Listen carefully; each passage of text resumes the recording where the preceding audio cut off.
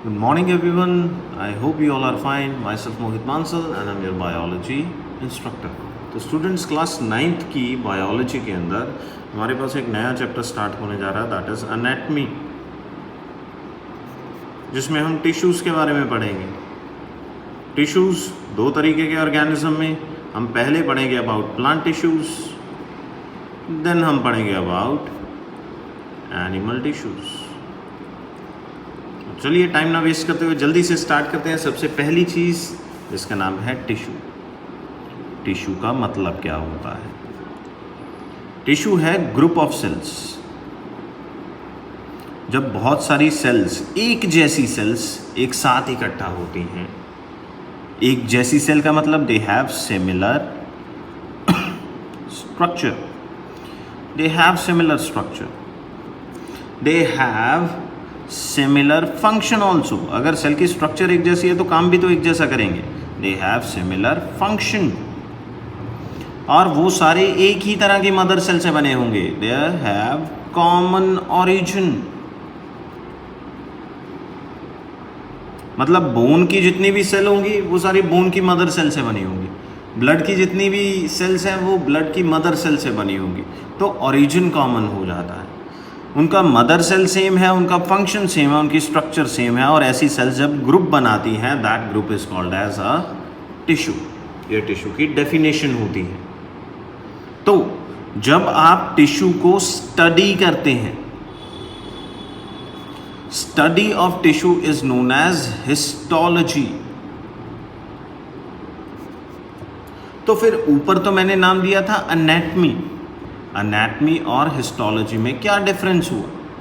अगर आप किसी बॉडी का इंटरनल स्ट्रक्चर स्टडी करते हैं तो ज़रूरी नहीं कि आप उसमें टिश्यू ही स्टडी कर रहे हो। जब भी आप किसी भी चीज़ के इंटरनल स्ट्रक्चर को स्टडी करते हैं, हो सकता है आप उसका कोई ऑर्गन देख रहे हो सकता है आप उसका कोई सिस्टम चेकआउट कर रहे हो सकता है आप उसकी कोई सेल स्टडी कर रहे हो। ज़रूरी नहीं है कि आप हमेशा टिश्यू ही स्टडी करेंगे। जब आप इंटरनल स्टडी करते हैं that is known as anatomy, जिसमें कुछ भी स्टडी किया जा सकता है। हो सकता है पूरा का पूरा ऑर्गन स्टडी करें, जैसे हार्ट को स्टडी करें, हो सकता है हार्ट के किसी टिश्यू को स्टडी करें, हो सकता है हार्ट की किसी सेल को स्टडी करें।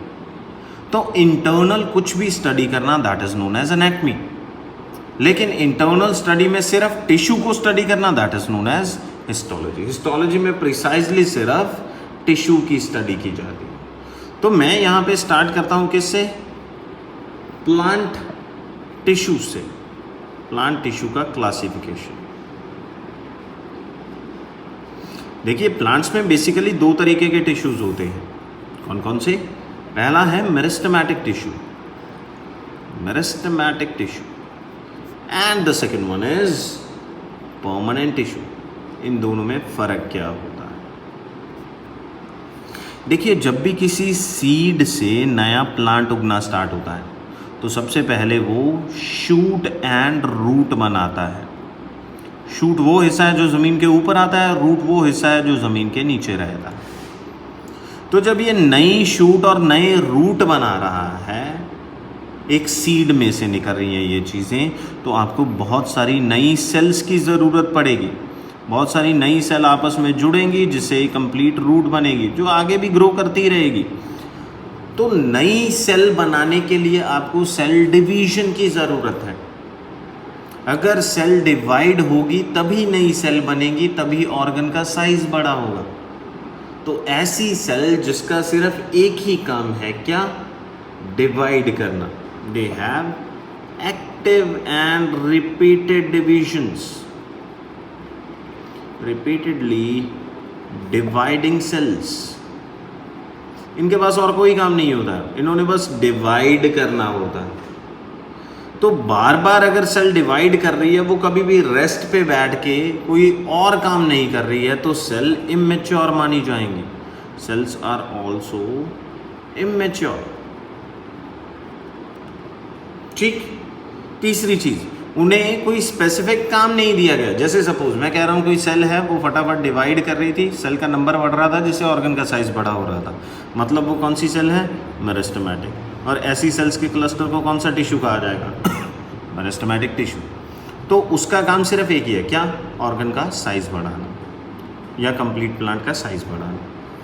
तो अगर उसके पास कोई स्पेसिफिक काम नहीं है, वो सिर्फ डिवाइड करना ही जानती है, जो कि हर सेल करती है, तो मैं ये कहूँगा कि उसे पता ही नहीं उसे क्या करना है।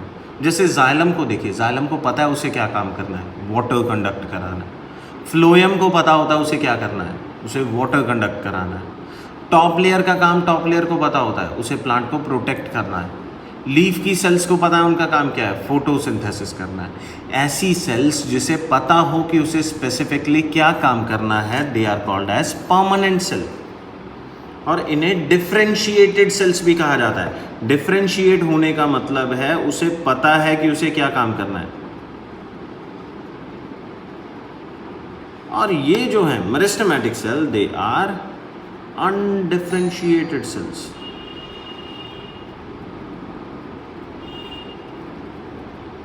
They are undifferentiated cells। Permanent differentiated होती है, मतलब इन्हें पता है इन्हें क्या काम करना है, जाइलम की सेल, फ्लोएम की सेल, लीफ की सेल। और अनडिफरेंशिएटेड सेल को ये पता ही नहीं कि उन्हें स्पेसिफिक कौन सा काम करना है, बस वो तो सिर्फ डिवाइड करना जानती है।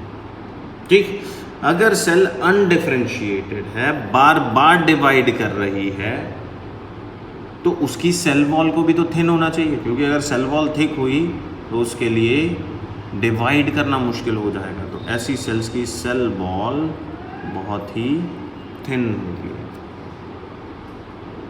ओके, क्योंकि सेल मैच्योरिटी में जा ही नहीं रही है, तो सेल का साइज कैसा जाएगा? अगर वो बार बार डिवाइड कर रही है, सेल का साइज स्मॉल ही जाना चाहिए। अगर सेल बार बार डिवाइड कर रही है तो उसको बहुत सारी एनर्जी की ज़रूरत होगी, तो उसमें रेट ऑफ रेस्पिरेशन भी ज़्यादा रहेगी, हाई एनर्जी रिक्वायरमेंट रहती है इनमें, क्योंकि सेल को बार बार डिवाइड करना है। इसी वजह से इन सेल्स की रेट ऑफ रेस्पिरेशन, क्योंकि रेस्पिरेशन वही मैकेनिज्म है जिससे एनर्जी प्रोड्यूस होती है, इनकी रेट ऑफ रेस्पिरेशन भी फास्ट होगी। इसके अंदर एंजाइम ज़्यादा होंगे, फूड भी ज़्यादा होगा, तो इसी वजह से साइटोप्लाज्म के अंदर डेंसिटी भी ज़्यादा होगी। Cytoplasm is dense.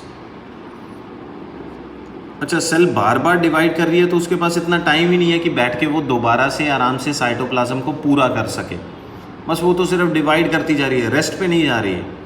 तो अगर उसके पास इतना टाइम नहीं है कि वो आराम से अपना साइटोप्लाज्म पूरा कर पाए, तो हर बार डिवाइड होने पे उसमें थोड़ा सा साइटोप्लाज्म कम हो जाएगा। ज़रा देखिए एग्जांपल के तौर पे, ये एक सेल रही, ये इसमें न्यूक्लियस रहा जिसमें कुछ क्रोमोसोम का नंबर रहेगा, 1 से 2 बनी, यहाँ से बीच में से कट गई,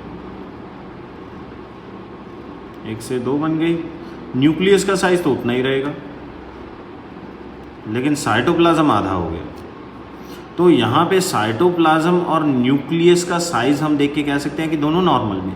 यहाँ पे साइटोप्लाज्म आधा रह गया, न्यूक्लियस उतना ही बढ़ा गया, क्योंकि क्रोमोसोम तो नंबर सेम ही रहेगा। तो इस वजह से हमें देखने में ऐसा लगेगा जैसे इसमें न्यूक्लियस बड़ा है, क्योंकि सेल छोटी हो गई है, न्यूक्लियस तो उतना ही है, बस सेल छोटी हो गई है। इसी वजह से हमें देखने में ये लगेगा कि न्यूक्लियस का साइज लार्ज है। They are meristematic tissues. अगर हम कंपेयर करें इसे परमानेंट सेल से, परमानेंट सेल में डिवीजन की कैपेबिलिटी लॉस्ट हो जाती है, ये डिवाइड नहीं करती हैं। मतलब अगर किसी मेरिस्टेमेटिक सेल ने डिवीजन छोड़ दी तो वो परमानेंट बन जाएगी। सेल्स मैच्योर होती हैं, उन्हें पता है उन्हें क्या काम करना है, इसी वजह से उन्हें डिफरेंशिएटेड सेल्स भी कहा जाता है। अच्छा, आराम फरमा रही हैं ये बैठी हुई, डिवाइड तो कर नहीं रही हैं, तो इनकी सेल वॉल थिक हो जाती है, cell wall is thick. Cell का साइज, इसके पास खूब टाइम है कि ये आराम से बैठ के साइटोप्लाज्म को पूरा करे, तो सेल का साइज भी नॉर्मल हो जाता है। क्या एनर्जी रिक्वायरमेंट हाई रहेंगी? नहीं, सेल आराम से बैठी है, नो हाई रिक्वायरमेंट्स, तो रेट ऑफ रेस्पिरेशन भी नॉर्मल रहेगा।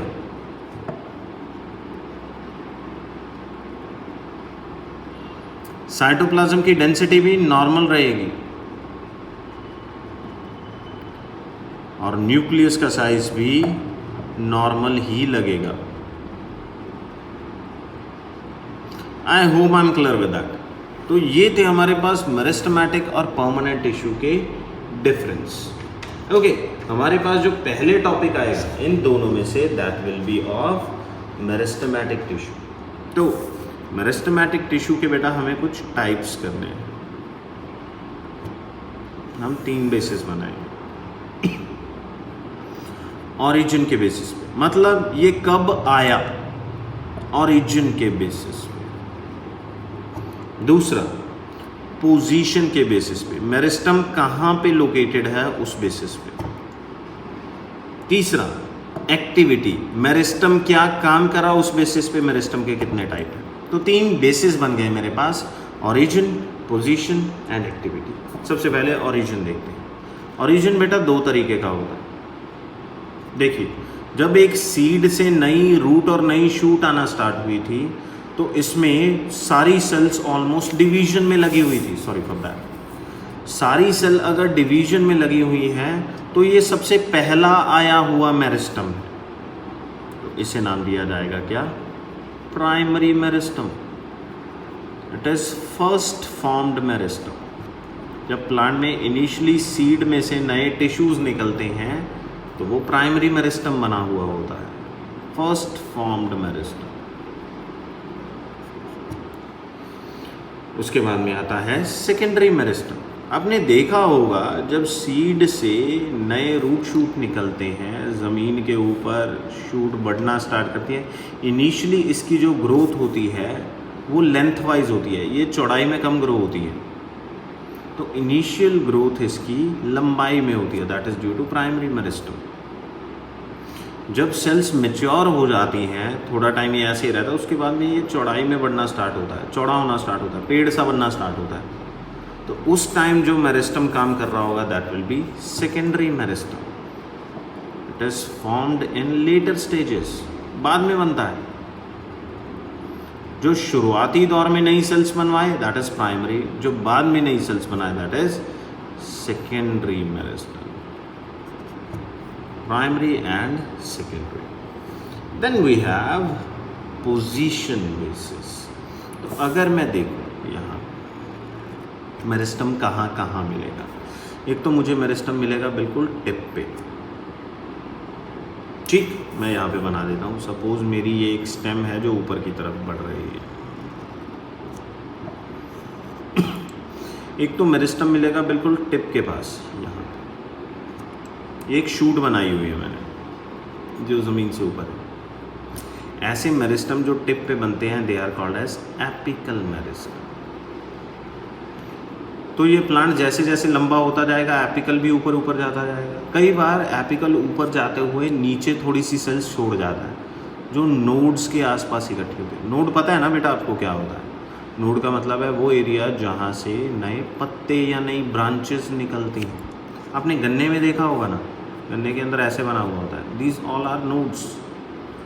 आपने स्टेम को देखा होगा, उस पर पत्ते उग रहे होते हैं, आज जाके देखना तो कुछ ऐसे होता है। ये जिस भी पॉइंट से नया लीफ उग रहा है दैट इज अ नोड। तो एपिकल मेरिस्टम ऊपर जाते हुए कुछ सेल पीछे छोड़ गया, नोड के जस्ट ऊपर और नोड के जस्ट नीचे। These are called as intercalary meristem, जो बीच में कहीं पे है। ये दोनों फर्स्ट फॉर्म्ड मेरिस्टम यानी प्राइमरी के भी टाइप बनते हैं। अच्छा, एक मेरिस्टम होता है इस साइड, इनिशियली ये इनएक्टिव होता है। जब प्लांट अच्छा खासा मैच्योर हो जाता है तब ये प्लांट को चौड़ाई में, ये देखिए एपिकल लंबाई वाली ग्रोथ दे रहा था, इंटरकैलरी लंबाई वाली ग्रोथ दे रहा था, लेकिन ये जो साइड में पड़ा है ये चौड़ाई वाली ग्रोथ देगा। और प्लांट चौड़ा कब होता है? लेटर ऑन स्टेजेस में, यानी कि ये सेकेंडरी मेरिस्टम भी हुआ। अच्छा, इसकी वजह से प्लांट की हाइट चौड़ाई में बढ़ रही थी, लैटरल बढ़ रही थी, तो इसका नाम है लैटरल मेरिस्टम। तो पोजीशन के हिसाब से मेरिस्टम 3 तरीके के हुए। एपिकल जो टिप पे है, चाहे रूट की टिप चाहे शूट की टिप। इंटरकैलरी जो बीच में कहीं पे आता है, ग्रोथ इसकी तरफ से भी लंबाई वाली ही होती है। तीसरा है लैटरल जो बाद में आता है और साइडवेज ग्रोथ देता है। तो प्राइमरी के 2 टाइप ये हैं, ये तो पोजीशन के बेसिस पे हुआ, ये ओरिजिन के बेसिस पे हुआ। फिर भी अगर मैं देखूं एपिकल ओरिजिन के बेसिस पे कैसा होता तो ये प्राइमरी होता, इनिशियली फर्स्ट फाउंड होता है। ये इंटरकैलरी भी फर्स्ट फाउंड होता है प्राइमरी। लेटरल जो साइडवेज ग्रोथ जो प्लांट को चौड़ा बनवा रहा है वो सेकेंडरी का एग्जाम्पल बनता है। तो बेटा ये था आज का लेक्चर हमारा, जिसमें हमने 2 तरह के मेरिस्टम किए। एक्टिविटी पे बेस्ड मेरिस्टम हम अपने नेक्स्ट लेक्चर में करेंगे। आज के लिए फ़िलहाल इतना ही है। Thank you so much.